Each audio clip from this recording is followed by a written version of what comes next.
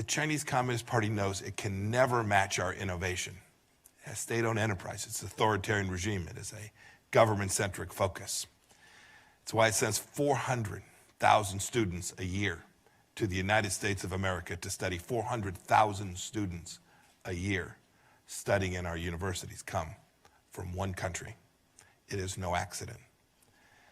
Much of the high-end industrial base inside of China is based on stolen technology or technology purchased from other nations. It's not homegrown.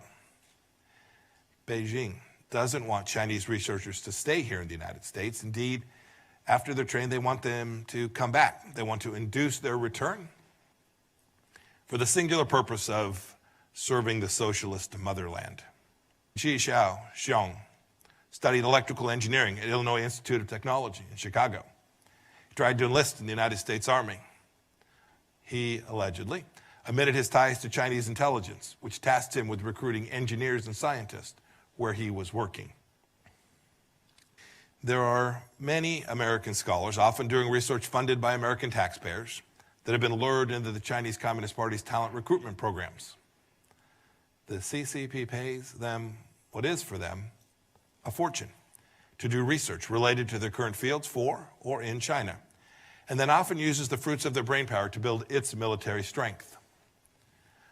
A researcher from my home state of Kansas was caught up in this trap, as was the Harvard chemistry department head. The complaint alleges that Dr. Lieber signed a contract with the Chinese university in Wuhan and was paid up to $50,000 per month, plus up to $158,000 in living expenses. The chair of Harvard's chemistry department, he also allegedly received more than $1.5 million to set up a research lab in China.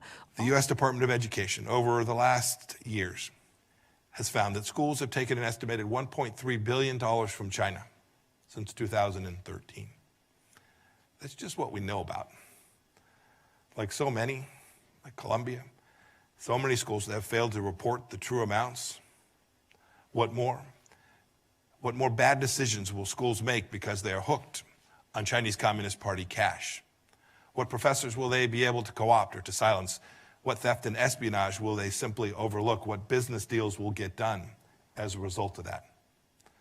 We cannot allow this tyrannical regime to steal our stuff, to build their military might and brainwash our people, or buy off our institutions to help them cover up these activities.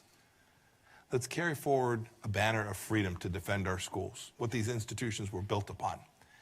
It will aid our national security. Thank you all for your attention this morning. May God bless the state of Georgia and the United States. Thank you for having me here this morning.